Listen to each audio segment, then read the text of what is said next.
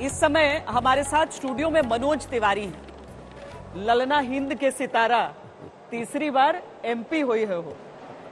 अब देखिए, दिल्ली में 7 सीटें सातों भारतीय जनता पार्टी ने एक बार फिर हासिल की।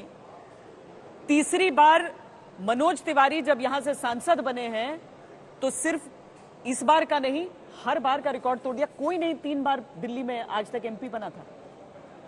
जी धन्यवाद है श्वेता जी। मैं अपनी नॉर्थ ईस्ट दिल्ली के प्रत्येक मतदाता का, हमारे हर साथी का और जो लोग सहयोग किए उन सभी लोगों का बहुत धन्यवाद करता हूं। ये सही बात है कि 10 साल पूरा करने के बाद तीसरी बार, पहली बार ऐसा हुआ है।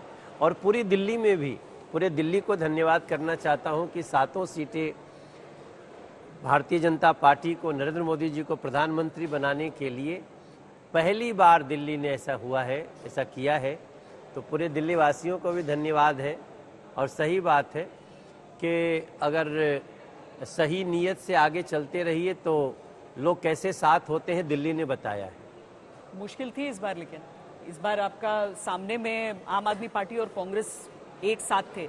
और अगर हम वोटिंग परसेंटेज भी अगर इस समय दिखाएं कि किस तरह 50% के ऊपर तो बीजेपी ने हासिल किया है, लेकिन थोड़ा मोड़ा उसमें भी 2% का थोड़ा सा शिफ्ट दिख रहा है। तो ये गठबंधन का ही असर था उनके।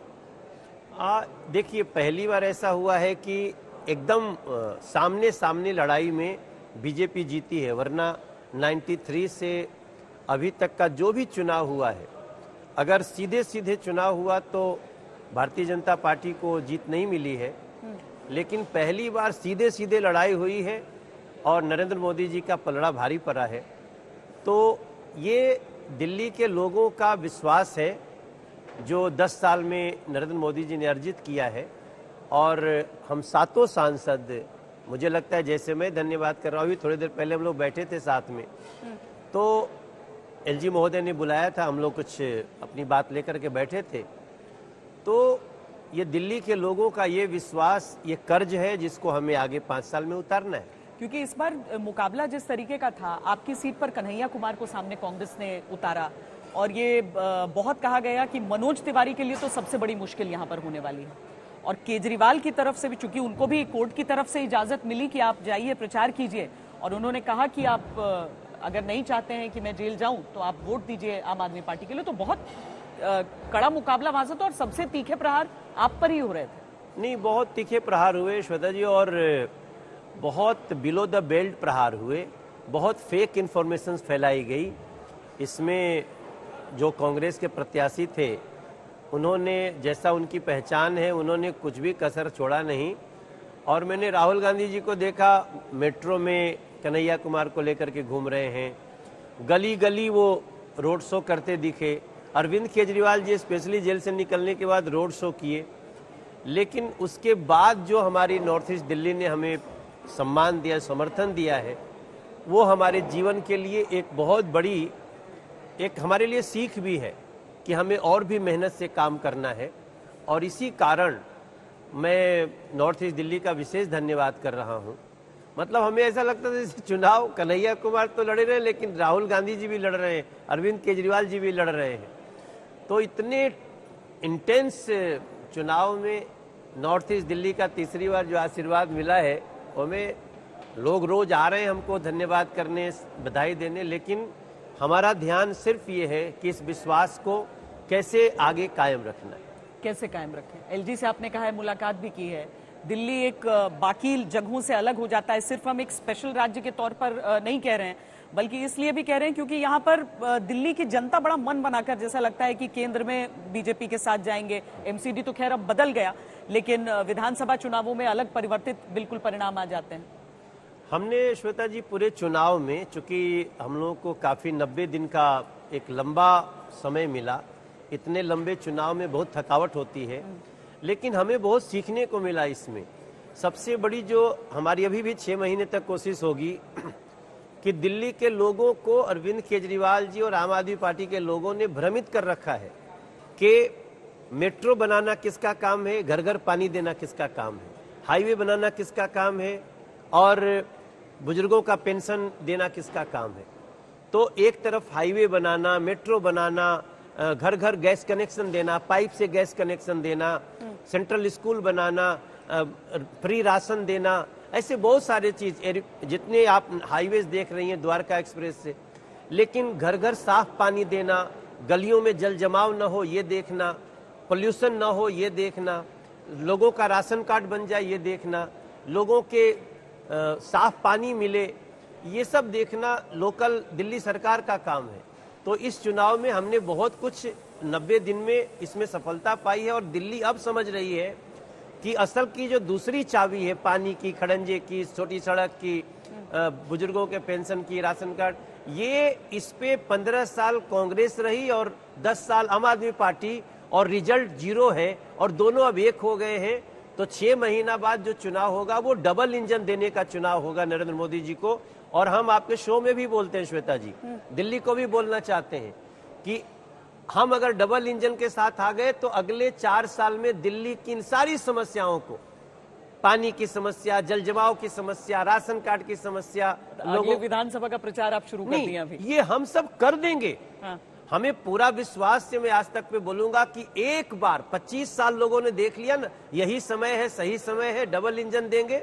और ये भी आपको बता दें कि 200 यूनिट की जगह हम 300 यूनिट बिजली फ्री करने की योजना पे नरेंद्र मोदी जी चल पड़े हैं। मनोज जी, बीच में एक बार यह भी कहा गया कि अरविंद केजरीवाल को जेल में नहीं डालना चाहिए था और जेल में डालने से जो उनके साथ एक सहानुभूति आएगी उससे बीजेपी को नुकसान होगा। आपको जब वो उनको ये इजाजत मिली कि वो बाहर आकर प्रचार करें, उस समय आपको डर लगा कि कहीं बाजी पलटे ना? या नहीं, जब वो आए तो हमें खुशी हुई। मेरा बयान भी देख लीजिएगा, मैं आज तक पे बोला हूं, क्योंकि वो अंदर रहते ना तब शायद थोड़ा सा हमको तकलीफ होता।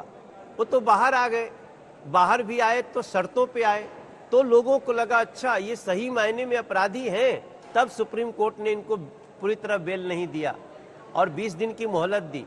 मैं समझता हूं उससे बहुत लोगों की आंखें खुली हैं। और देखो कितना बड़ा झूठ बोला अरविंद केजरीवाल ने, आप हमें वोट दो तो हम जेल जाने से बच जाएंगे, और अभी रिजल्ट आया भी नहीं और जेल चले गए। मतलब अरविंद केजरीवाल जी झूठ बोलने का चुनाव में भी मौका नहीं छोड़ते हैं। तो अब वो अरविंद केजरीवाल जी दिल से भी चले गए हैं और नजर से भी चले गए हैं दिल्ली के। अब उनकी कोई झूठ, कोई फेक इन्फॉर्मेशन, कोई भी गलत जानकारी दिल्ली के लोगों को नहीं पसंद आ रही है, क्योंकि दिल्ली के लोगों को उन्होंने अरविंद केजरीवाल जी ने खून के आंसू रुलाए। पर आप बाकी सीटों पर भी गए, देश के बाकी जगहों से भी मनोज तिवारी की डिमांड रहती है कि आइए हमारे लिए प्रचार कीजिए, और भी राज्यों में आए। आपको लग रहा था ऐसा नतीजा होगा? जहां देखिए एनडीए को पूर्ण बहुमत है पर बीजेपी 240 पे रुक जाएगी। नहीं, निश्चित रूप से हमारा ये, हम तो ऐसा नहीं सोच पाए थे। हम अपने दिल्ली के 6 सीटों पर भी गए और गाजियाबाद गए, जो समय बचता था तो चले जाते थे, पंजाब भी गए, हम बिहार में गए, हम अररिया गए, कटिहार गए, और वो सीटें हम जीत के भी आए हैं। कुछ जगह ऐसा भी, लेकिन हमको चुनाव में नहीं लगा श्वेता जी, हम उसकी समीक्षा निश्चित रूप से पार्टी करेगी, चुनाव में उसका एहसास नहीं हुआ। हम निश्चित रूप से भारतीय जनता पार्टी 300 के आसपास जाएगी ऐसा हम सोचते रहते थे, लेकिन अब हम उनकी समीक्षा तो करेंगे ही, लेकिन धन्यवाद देश को है ना, धन्यवाद देश को है जी। को हमें ये तो निश्चित था कि देश नरेंद्र मोदी जी को प्रधानमंत्री बनाने के लिए वोट दे रहा है, और 293 उसका एक बहुत बड़ा सबूत है। पर विपक्ष उन्हीं पर निशाना साध रहा है, विपक्ष प्रधानमंत्री पर ही निशाना साध रहा है और कह रहा है कि ये मैंडेट उनके खिलाफ है, चाहे वो संजय राउत हो, चाहे कांग्रेस पार्टी के नेता हो, चाहे आरजेडी हो, सब कह रहे हैं कि ये मैंडेट खिलाफ है पीएम। नहीं, हम तो एनडीए के साथ ही जाते थे, कभी हम ये थोड़ी कहते हैं कि हम बीजेपी के साथ जा रहे हैं। हम हमेशा एनडीए के साथ, आप पीछे भी याद करिएगा हमारी 303 सीट होती थी, लेकिन क्या हमने किसी भी घटक दल को उसका कम अवसर दिया? नहीं, हम बराबर, और मोदी जी से बड़ा एनडीए के घटक दलों का सम्मान करने वाला मैंने और कोई व्यक्ति देखा नहीं। तो एनडीए को क्लियर मेजॉरिटी है और वो देश को बहुत हम लोग बारंबार प्रणाम करते हैं। अब जब ऐसे सीट पे आएगी तो ये भी बात चल रही है कि अकेले बीजेपी जितनी सीट लाई है सारी पार्टियां मिलकर भी उतनी नहीं ला पाए हैं, और ये देश पूरी तरह से नरेंद्र मोदी जी के साथ था, साथ है। ये एक नया रिकॉर्ड बना है।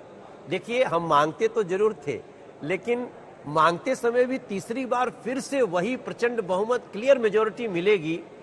एक बार तो अकेले में सोचते थे कि ये हो जाएगा क्या, लेकिन वो हो गया। और उसमें नरेंद्र मोदी जी के प्रति जो विश्वास है उसमें कोई भी इफ बट नहीं है। हो सकता है कहीं छोटी मोटी कारण रहे हो जिसके कारण हम समीक्षा करेंगे। आपका बड़ा आजकल वायरल हो रहा है गाना हिंद के सितारा, और ऐसा लगता है जैसे कि प्रधानमंत्री के लिए ही है। अरे ये तो कमाल हो हुई गया। है और फिर पीएम हुई है। देखिए, हम लोग रीजनल फोक के लोग हैं और मिट्टी से जुड़े हुए गीतों को हम खुद भी आश्चर्य रहे, गाना गाए थे अपने पंचायत में।